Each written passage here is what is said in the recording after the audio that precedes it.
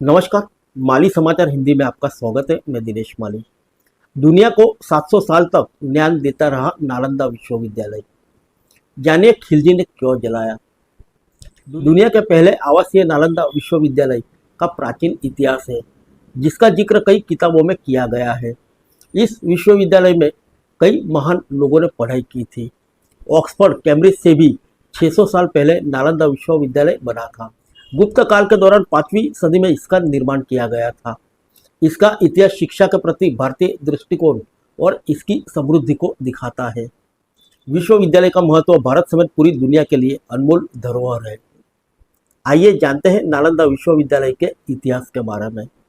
प्राचीन भारत का नालंदा विश्वविद्यालय एक प्रमुख और ऐतिहासिक शिक्षण केंद्र था।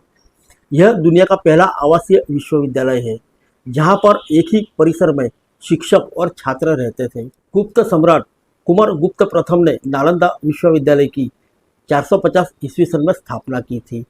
हर्षवर्धन और पाल शासकों ने भी बाद में इसे संरक्षण दिया। इस विश्वविद्यालय की भव्यता का अंदाजा इसी से लगाया जा सकता है कि इसमें 300 कमरे, 7 बड़े कक्ष और अध्ययन के लिए 9 मंजिला एक विशाल पुस्तकालय था। पुस्तकालय में 90 लाख से ज़्यादा किताबें थी। नालंदा विश्वविद्यालय में किसी समय 10,000 से ज़्यादा छात्र पढ़ते थे। इन छात्रों को पढ़ाने के लिए 1500 से ज़्यादा शिक्षक थे। छात्रों का चयन उनकी मेधा पर किया जाता था।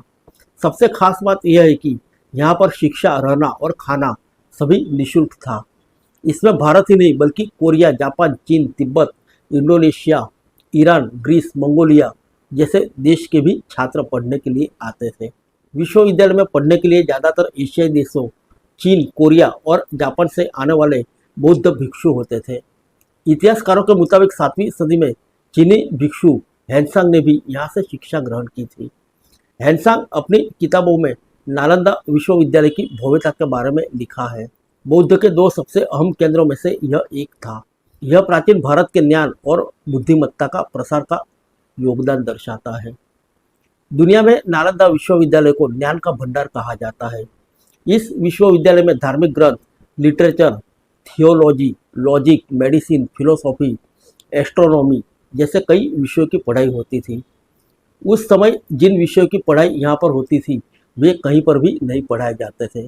700 साल तक यह विश्वविद्यालय दुनिया के लिए ज्ञान मार्ग था। 700 साल की लंबी यात्रा के बाद 12वीं शताब्दी में बख्तियार खिलजी ने इसे जला दिया। नालंदा विश्वविद्यालय में 1193 तक पढ़ाई होती थी। तुर्क आक्रमणकारी बख्तियार खिलजी ने इस पर हमला कर दिया। उसने पूरे विश्वविद्यालय को तबाह कर दिया। इतिहासकारों के मुताबिक खिलजी ने जिस समय विश्वविद्यालय पर हमला किया था उस समय 9 मंजिला लाइब्रेरी में करीब 90 लाख किताबें और पांडुलिपियाँ थी। लाइब्रेरी में आग लगाने के बाद यह 3 महीने तक जलती रही।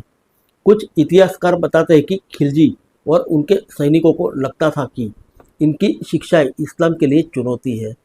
हालांकि कुछ स्कॉलर इस मान्यता को खारिज करते हैं। यह भी कहा जाता है कि एक बार खिलजी बहुत अधिक बीमार था। उसका इलाज कई तरह से किया गया, जिसे लेकर कई तरह की कहानियां बताई जाती है। कहा जाता है कि खिलजी अपने इलाज से खुश नहीं था और गुस्से में उसने इसे जलवा दिया। फिर मिलेंगे अगले बुलेटिन में अन्य किसी खबर के साथ। तब तक के लिए इजाज़त दीजिए। नमस्कार।